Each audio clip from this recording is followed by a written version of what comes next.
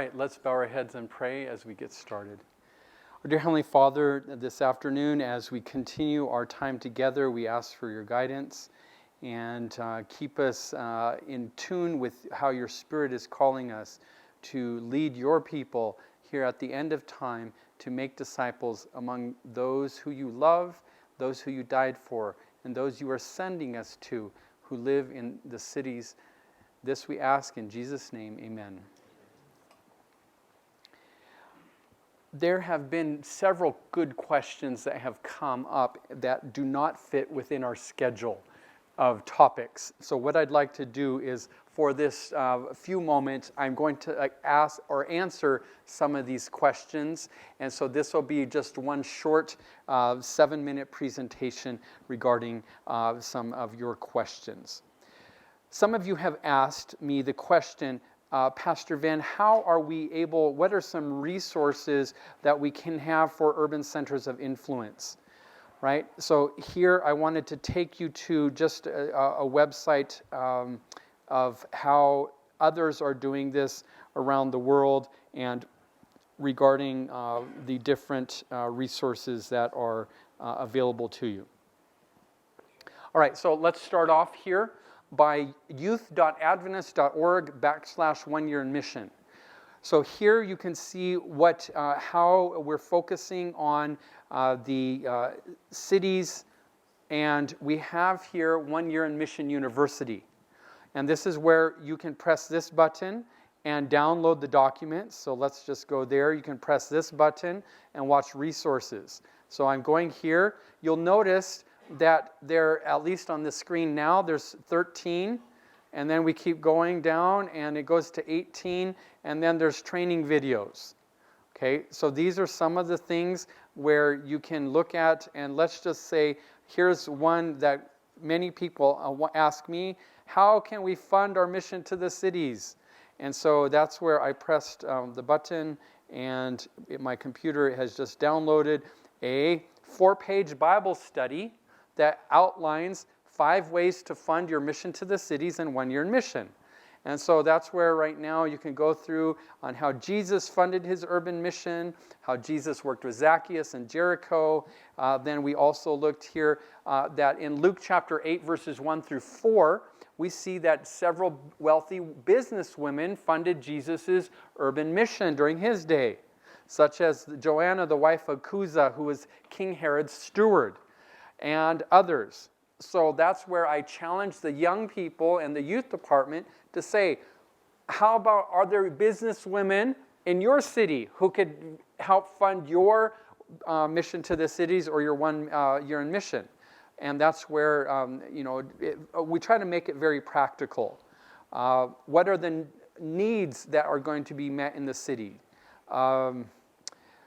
From our Adventist history, what lessons can you apply to funding your urban mission work? And that's where I talked about Elder Sadler. When he was the youth director in 1902, he gave this challenge to the young people in San Francisco and Oakland. So the young people of San Francisco and Oakland have voted to establish a self-denial fund and to take the money that the young people would often spend on candy, on chewing gum, ice cream, and other things more or less harmful to health. And with this money, use a created self-denial fund to help in the establishment of a dispensary. Today, we would call that an urban center of influence there in San Francisco. Who will join us in this grand work? And so that was published in May 8, 1902 in the Pacific Union Recorder. So here in the past, our pioneers gave the challenge even to the young people. Will you sacrifice to help us start an urban center of influence? Also, we can list there, I also encourage them to do a word search on the spirit of prophecy, on looking at how to raise funds from that council, as well as then I outline the process of 1-year-in-mission and funding the centers of influence through global mission. And that's where in the centers of influence from 1-year-in-mission, they can work with Adventist mission and global mission, that we are encouraging them to look at how that funding application. Any questions on this Bible study practical worksheet that we have from 1 Year in Mission University. Yes, there's a question. Oh, yeah, you may have to turn the mic on, sorry. The first question of the day, afternoon. Will all this material be on the memory stick? Okay, the memory stick is not big enough to hold 1 Year in Mission University, but you will have a link there that can take you to it. Okay, yes. thanks. Okay, any other questions regarding this section? I'm wanting to make this very practical because these are your questions that I'm publicly answering. All right? Okay, let's now go to, we just did 1 Year in Mission. There's videos. All right, one website here, many have asked the question, how can we apply? So the GC has a website called urbancenters.org, and that's where you have to register. So you go here to this area, you then have to log in and set up an account. And so because I lead this work, I'm registered now. I'm logged in to mine, and I wanted to show you some of the resources that you have access to. So tools to get started. All right, so here, what are the basics? We talked about community assessing, assessing your community. So we have tools on how to do that, how to fund your center, the application and also form and that the GC has outlined, as well as grant writing. Okay, so some of you have asked about the community assessment during the question and answer time. We actually have here a leader's guide. We have it in InDesign and Word, so then that way it's easy for translation. We have a leader's guide in A4 paper size, and we have a PowerPoint or a keynote presentation that you can publicly share. So because serving overseas, I know what it's like to get paper that's made in America. The rest of the world uses A4. Okay, America uses letter size. All right, so we try to allow you, and some of you talked about translation. So we have given you the tools. I ask if you translate it into your language, email it back so I can then put it on there, so then that way we can have a section where it's in Afrikaans or Zambian or in your different languages, all right? So that way I give freely to you, please share back, okay? So that way, we also have publicity materials when you want to do community assessment, whether it's a brochure, a poster, flyers, social media, or even a news release. Okay, so we have many resources. I cannot give all of this on one thumb drive. I didn't buy you hard disks. Okay, so that's why you have to register and then download. Okay, because this is just one resource, and you can see there's, 12, 13 different assets there just for that one resource. Let's go now on funding the center, because I know many have a question about the application. All right, so here is the application process. What's the purpose? And I'll just make this bigger so we can look together. Will the Urban Center of Influence have the express purpose of planting multiple new groups of believers or new churches around the city? Yes or no? Will the Center of Influence be located in an urban area with a population that has at least 100,000 and has a ratio of less than 1 Adventist for every 500 people? So see, this is one reason why when we ask for data from your division, you can start understanding what's the ratio. So if you baptize a lot of people, but you don't have lots of churches, your ratio for church to Adventists, or the population, is very small. I mean, it's not, anyway, it works against you. Will the Center of Influence be located in an area of the city with little or no Adventist presence? Yes or no? Do you have a business plan that will allow the Urban Center of Influence to continue to operate after the church funding ends? And are you planning to focus on an unreached, and I always say urban people group? And here we have Global Mission's definition. And are you willing to provide annual reports to Global Mission during the first 3 years? Okay, if you say yes to all of these, then go ahead. So here's the guidelines you can download. Here's the application process. Here's a sample form, and then here's a sample completed. We asked for a business plan that you would be able to take to a bank and to be able to then get funding. Okay, so if you think I have to go to a public bank to set up my business, then you will meet the requirements of the GC. If some of you you want to just play games, then your proposal will be rejected. Okay, so please take this seriously. Pastors should not do this section of the application. Please have total member involvement and invite your businessmen and women, your young people, your retirees, or supporting ministries, your institutions. You have a wealth of people who can help you. Okay, so do not work alone.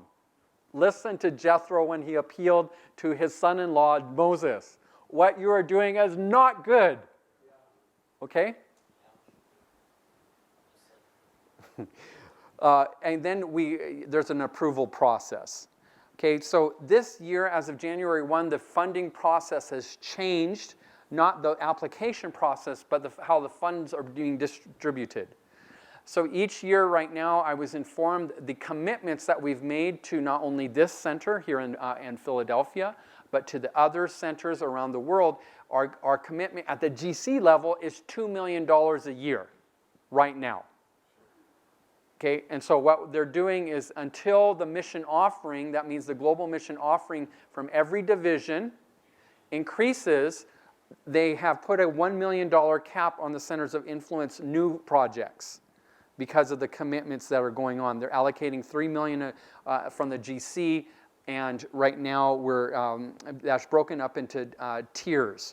So tier 1 will be allocated projects that will receive up to $25,000. And so there'll be 10 projects a year for that one. Tier 2, there's $300,000 allocated for that. So the projects requesting $75,000 from the GC will be, so 4 projects per year will be funded at that level. Tier 3 is $450,000. Projects requesting $150,000 per project. So only 3 projects per year will be accepted worldwide. Okay? So this has significant impact on those who are just now thinking about starting. Okay, so what I'm saying to you is that I'm glad that many of you are converted in the process of conversion and starting this process. But what this means to you as Adventist mission directors at the unions, you need to be informing your constituents, your pastors, your administrators, your treasurers on the importance of your mission offerings. Because SID will be requested to come to the table as a division joining us at GC to help us fund more within your territory. Okay? But that also means that it's going to come to the unions to then also step more. So those who have been blessed, SID and ECD are among the top, and IAD are the top 3 divisions with member population, members in the world. So with that, if every member in your division or in your field or in your local church, if they would give $1 per year, $1 per year, if we could do that across just the continent of Africa, this GC policy would completely change. Why? Because right now, the GC is only receiving for a global mission only around $3 million per year. Is that enough? No. And so that's why we've had to allocate right now and constrain this. But imagine if we were to have a truly total member involvement for mission, and in this case for mission to the cities. If we were to educate in stewardship, and that's why you've got stewardship pins, because we partner with trust services and we partner with the stewardship department to then help us educate our members, educate the pastors, educate our people that if they were to give an additional $1 per year.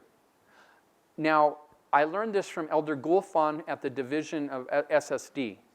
He challenged, can our members, our 1 million members in the Philippines, can they each give 20 pesos? That's like, 50 cents. 50 cents a year can they give to help us meet some of these mission objectives? So he gave the challenge to our members. And that's where even a motorcycle driver, and he was just earning maybe $1 a day, but he received a tip and he made a commitment in his heart to say, Lord, what can I do for mission? We're supporting the local church, the local conference, and our, my tithe, but what can I do for mission to help the unreached? And that's where he got this tip, and he said, Lord, it's not much, but I'm going to give this for expanding among those who've never heard. And so that was an inspiration. Our media team was able to collect that, go to the city, and actually, hear from this taxi driver and go along on his taxi and see how humble member can actually truly sacrifice. And this is as if it's the widow's mite of sacrifice. And that will inspire. So then that way we can blow this, instead of 1 million, it could be 1 million just for SID in your cities. But until that change comes, until we have a conversion of mission giving at all levels, at the local church, at the conference, at the union, at the division, and even at the GC, this is right now the reality that we're facing. Okay? These applications will be processed in batches twice a year. So April, 500,000 will be awarded, and it's a competition. So your project is against other projects.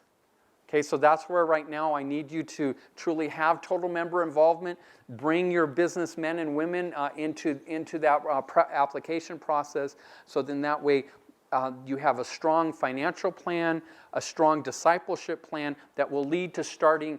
Imagine if you were a factory that started new groups of believers. Okay, so that way you then also would be able to then show those locations in your city.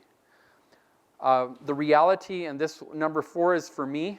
Okay, while global mission staff are available to advise whether or not a project qualifies as a global mission urban center influence, they are not able to give detailed guidance on improving individual urban center of influence applications. Instead, this site or meetings like this provide guidance on improving or comprehensive instructions and samples of what we're looking for as a committee, and it's up to each team to create your project proposals based on instructions. Global Mission at the GC will provide up to 50% of the total cost. That change in the past was 60%, and now we are requiring that the division, union, and conference together come up with 30%, because those were different numbers before this year. Also, when you say that you're going to, you need to outline specifically project income sources, they need to be identified. And let's just say here at your church, if your church is wanting to host a center of influence to start new church plants in another part of your city, and your church board votes, we will give 100 rand per year for this project. We will ask for that church board vote minutes. If the conference takes an action, we will ask for those minutes. The union takes the action, we'll ask for those. Because what happens is, what we've heard from the field is that everyone's eager to spend the GC's money. Everyone's eager to spend other people's money. And so they'll take a vote. We will put on paper that we will spend, 100 rand. And then what happens is that 100 rand, the local project suffers because the money that's committed doesn't all get to them, because it's only on paper. And so we've working with GCAS and our auditing groups to actually make sure that when a conference or union or division, or us as well, that those funds that are voted in the project actually get to the project. And if there's games being played with that, at whatever level, the funds will be recalled. Okay, so that's where we've dealt with divisions Last term when I was at the division, we had unions who were playing games with the money, and those 3 officers were not reappointed. Okay, and so the process took 2 years of appealing to my elders. Elder, please follow in line. And well, we do things different in our way, in our country, in our field. I said, well, that may be true, but let us walk the straight and narrow path that has been voted in our policy and process. And if you've diverted the funds for another use, no problem. Let's correct, and next year you will take those funds you diverted and use your funds to get us back on track for this year. Okay, so that way we tried to appeal, and those denominational leaders who did not follow that process, they were dismissed. Okay, so I can tell you in SSD, we worked with them. Like I said publicly, I'm saying, that was a 2-year process when they did not listen to me as department director because I'm young, or I was younger at that time. I referred it to my administration and GCAS, and then that process of the internal investigations took place. And so that those presidents, secretaries, and treasurers, the 3 of them, were not reappointed. So I'm just telling you that right now we're dealing with church leaders, and maybe there's a member or 2 who are watching online, that this is the Lord's money. This is the Lord's work and the mission. And so when we have the alignment of everyone on these projects, we expect that we're supporting the front line. And that those accountability, those reports, those come through, and therefore, to help us support. And sometimes a project fails. We've had like governments, actually we've planned to set up a dental clinic in one city, and then the government, we didn't receive the permit. Okay, so then that's where the local field says, oh, sorry, we didn't get the permit to run this. And so we then work with them, and through the division, union, and local field, to then say, all right, what's plan B? Okay, so let's try to do that. So I know those kind of situations come up, but that's why you have Adventist mission leaders at the local field, the union, and the division, so then that way we can kind of continue to align with the realities that you're facing in your cities. Okay, so this application process is clear. You can download these documents here. This is a live link and you can actually, I'll do that now. Here, I'll save the file. Any questions on this aspect? Okay, coming. The first question that I need to ask is the center of influence seen as a church plant? If you say yes, it's seen as a church plant, the challenge that we are facing in our conference at this point in time, one of the decisions that we have taken is that they have put a stop, or they've asked us to refrain from church plants for certain reasons that we are encountering in our own conference. So there has been a halt on that. Would there be any other way, rather than as a church plant, like a church plant, with the idea of it becoming a church, because we have some churches that are diminishing, and because of the diminishing, they are not able to sustain themselves. Right. So we are refraining from that. Is there any other way that we can address and handle the situation that is dealt with differently? Yeah, I think that there's another, maybe part B to that question. Yeah, maybe I can just respond to the question of not planting churches, in the sense that I think it's true that there's a caution, but it doesn't mean that churches shouldn't be planted for the right reasons. Right. But I think the caution came because when people don't get along in one church, they subdivide the church, and they subdivide the church. And so you find 2, 3, 4 churches, and they don't have the right infrastructure necessary. Right. And that was the caution. But church planting and evangelism in this context, which the question is asked, is definitely not a problem. Yes. Okay, follow up. I need to say this in response to what he's saying, and I know at the end of the day the answer is correct. I have that in my mind. Right. But I'm saying in the event, because the very issue that he mentions is that in starting this, our churches will find, I tell them, let's try this project as a project. Right. In order to improve, and then they use it for that reason. And that is why I'm saying, as not to create the problem where it becomes a problem from the conference, because I understand the answer. I'm just looking for a different way in in terms of, sustainability, that I will place upon him Yeah. at the end of the day, Yeah. as far as possible. Yeah. To try and do that. That's why I'm asking my question, just so that at the end of the day, all these things are a long process, Right. and I don't think we have that time, so I'm going to look at alternatives that are quicker than that, Right. rather than expecting and anticipating income. Excellent question.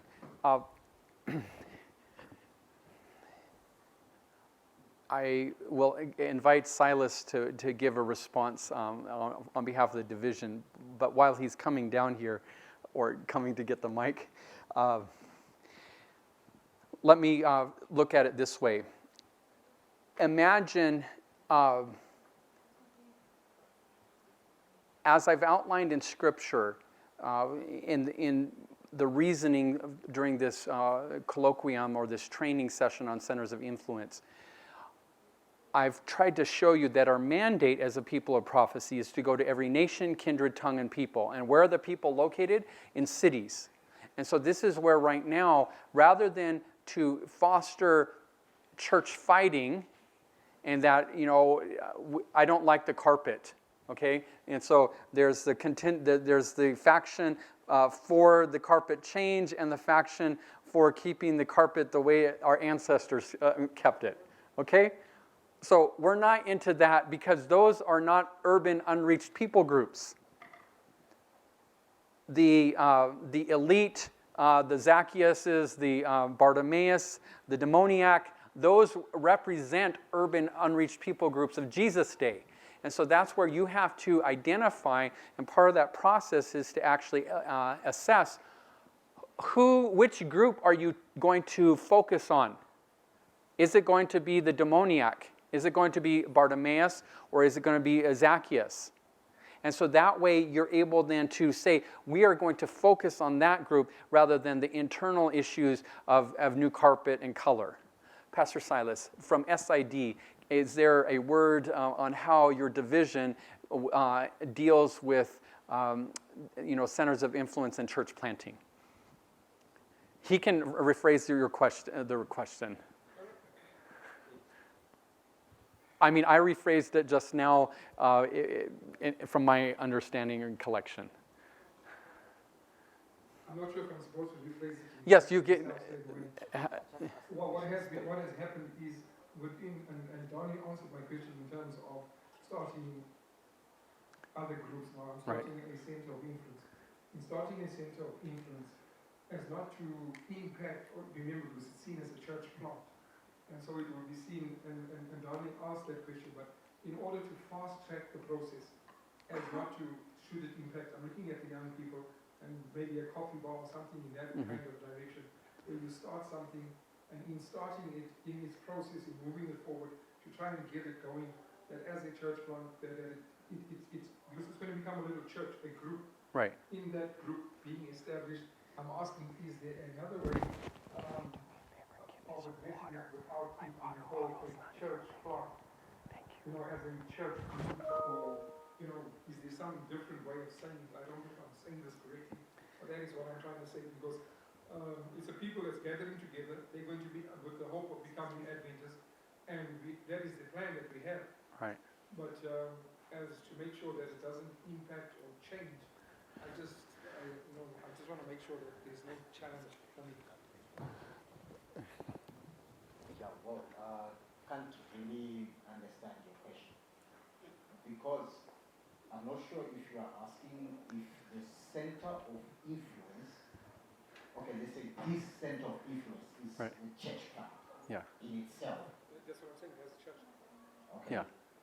Because I want to believe centers of influence are not church plants in themselves. They are a tool that creates churches. Amen. Yeah. So the moment you have a center of influence as a church plant itself, I think we are looking at something different. Okay. Thank you. Thank you, Pastor Silas, for answering that good question. I wanted some of you, our time is continuing through. This form was revised on January 20, 2020, And so for future, those who are watching on film or you want to refer, please go to the website. Do not use things that are distributed. Go to the website for the latest form. You can see here's the initial checklist that we read online. Here's some information. How are you going to serve the needs? What are the community needs? How did you assess them? And normally I ask for government identified that you've done your research. And so you may have gone to the mayor, but you know, what did the mayor say? What data it is the mayor saying we need to start a clinic in this part of the city? Okay, so that's where you can rely on your governments, your cities, or even the United Nations or other research-based entities who say, this is the problem among this people group or this part of the city, and that's why we're going to meet them. What were the specific needs of the community that your research discovered? And then the ratios. This is deadly because some of you don't take this seriously, and others, this is how we weigh a proposal against another one. Is because is your ratio, is it more reached or less reached, and it's based here on these ratios. You need to also include a map with all the locations of every worship group, the proposed location of the center of influence, and the proposed location of the first 3 new groups of believers or church plants with that. So if a map is not sent along with the application, your application cannot be considered. Okay, so some of you may say, what does that map look like? Oh, okay, so let me just quickly show you an example.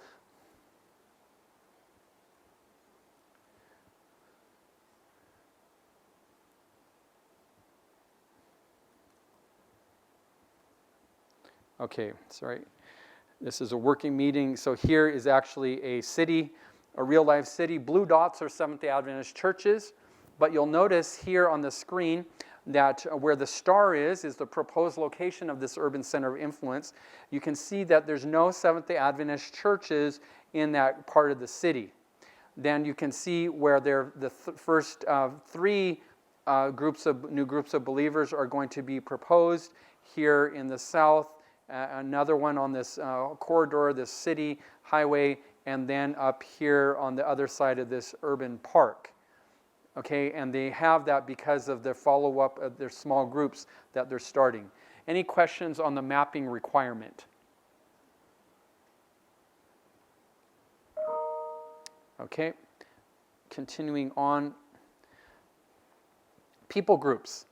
So what are the major languages spoken? What are the other worldviews or religions? Which group will you be targeting? And that's where if you work with you specialized groups like secular postmodern or other world religions, then you are invited to work with our global mission centers, so with my peers.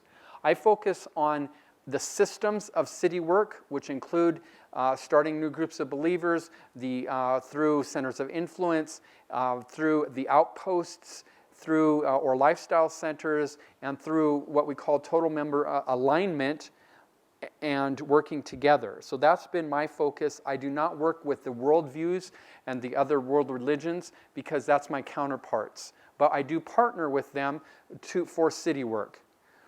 Population, how many Adventists live within that target group, what's the ratio, what's the languages, are they an unreached people group? What methods will be used or adapted for that target population? What's your church planting and discipleship plan? So what's your strategy? So you have to outline that. Then give us information here. Urban centers of influence projects are intended to enter new areas and people groups where Seventh-day Adventist work has not yet started. Therefore, the primary goal of every center of influence is to establish new groups of believers in different parts of the city. So give estimated dates for when the first, second, and third new group of believers will be started. Operations, so your staffing, what are your training opportunities, the objectives, please include church planting as part of that, your business plan. So here in this one space, you're to give a summary of your steps. This is a separate business business plan checklist is online, and you can download that. But imagine going to the bank and what requirements that they would ask. So if you're going to set up a daycare, you have to think of how many children who will be paying for services do I need to cover my costs to run the daycare? How many, if you're going to run a restaurant, how many clients every day will come that will be paying to cover the costs of this center of influence? If you're going to run a beauty salon, how many people will need to come and get a beautiful hairdo like me?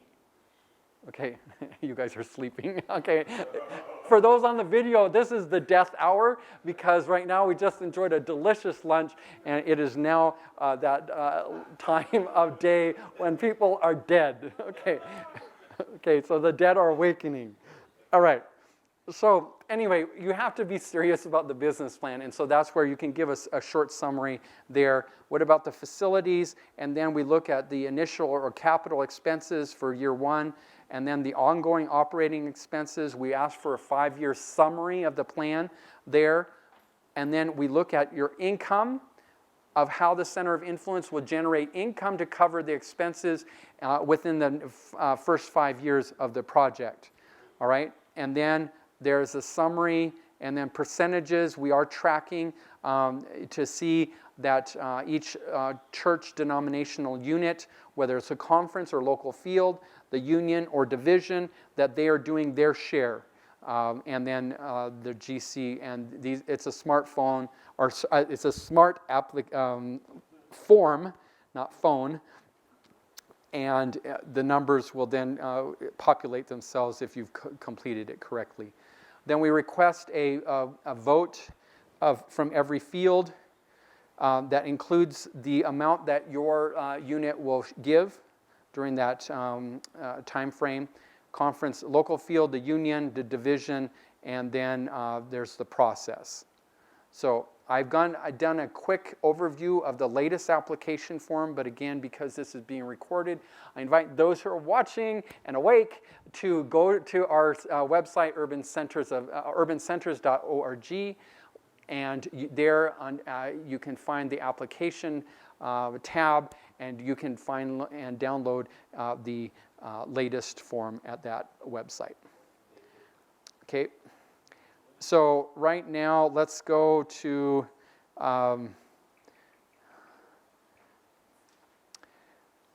operating your center. When you're registered, okay, I'm logged in, we have curricula. And here, again, thanks to the partnership with Health Ministries and some of the others, we have so many resources here to help you. So let's just view the ones on health and wellness. And here we have 6 different topics with curricula and PowerPoints and surveys and social media templates that for you to use at your center of influence. Whether it's for single mothers and birthing companions, it could be for celebrations, it could be community health, it could be a fitness class, it could be heart health. Dr. Peter Landless, one of your own from South Africa, he wrote this curricula on heart health and journey to wholeness. In his honor, and because we're here in South Africa, let's take a look here at heart health. This is 8 sessions written by a cardiac specialist from here, and here's session 1. So we have a leader's guide, we have a PowerPoint, and then we also have, I'm skipping all 8 sections, we also have publicity material that you can adapt. Brochures, flyers, or posters, social media, and instructions, and even news releases, which you can adapt to give to your newspaper, your radio station, your internet, or even TV stations. Hey, we're doing this project in the community. Right? So we've spent significant resources, and this is where, like Philadelphia, because of some of their good work, and the other centers of influence in the past, we are asking them to share their things that they have developed locally, so then that way we can start expanding this to just more than what we have now. All right, so this is a beautiful resources. When you watch the video after our group here is awakened and resurrected from the dead during this time here in the afternoon, you'll get to understand the gold that we are mining from Gauteng, okay? Because that's what Gauteng means, is the land of gold, all right? And so we're bringing that gold to you now. Okay, any questions on some of these resources, all right?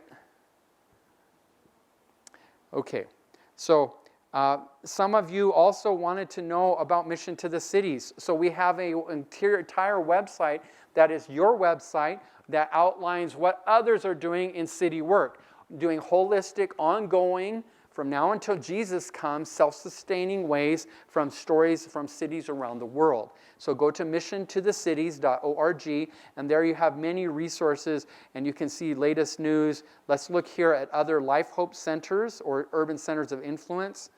And that's where you can see here in Germany and Belarus and Russia and California and Brazil, Australia, Cambodia, Israel, Taiwan, Bolivia, Egypt, and South Korea.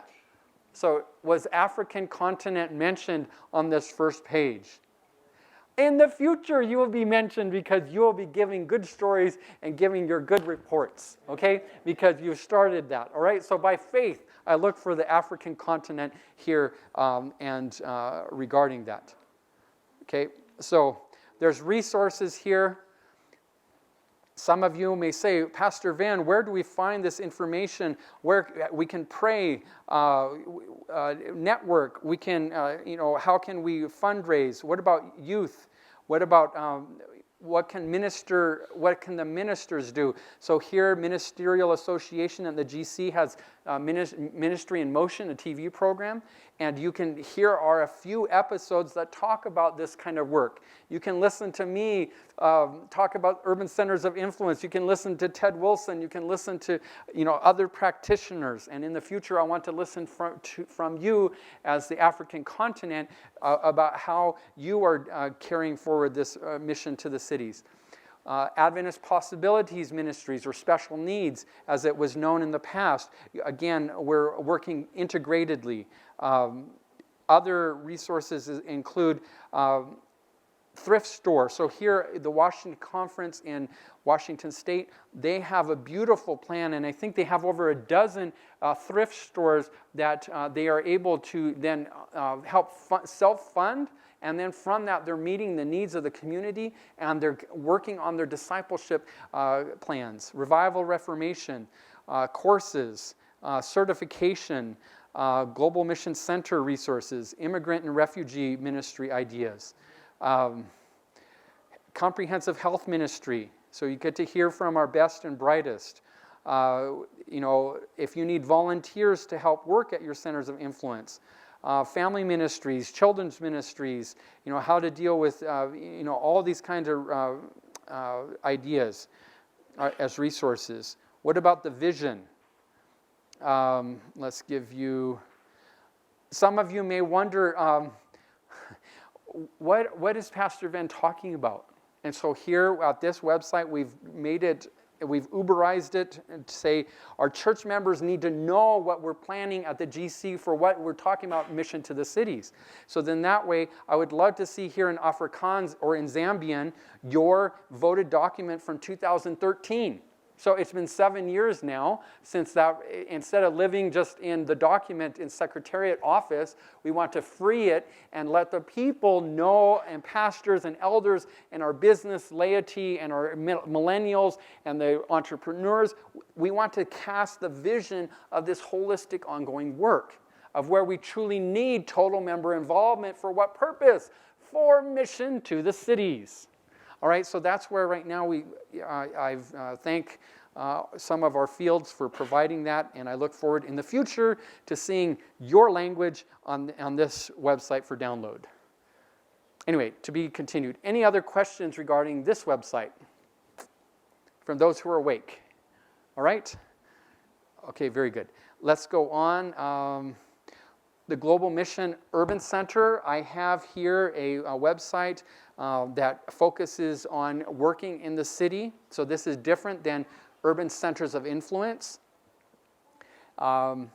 We then also have what in the past, what we did with the SSD is we had our Mission to the Cities website is still up, and that's where we hosted the International Field School of Urban Evangelism, and that's where we had different speakers from around the world, from the GC, from different countries, and talking about those different, from Loma Linda, from different researchers, and looking at how we can look at our city work in more holistic ways. So I look forward to seeing SID and your fields sharing your resources of how you are reaching your cities, because guess what? I meet Zambians in every country I go to. I meet South Africans in many places. I meet people from the other countries of Africa in many cities. And so that's where, again, because every city is now represents the world, the resources that you develop in your language can help another city reach your people in their city when we start sharing resources and people and ideas. Any questions regarding that? Okay, so we will end this session.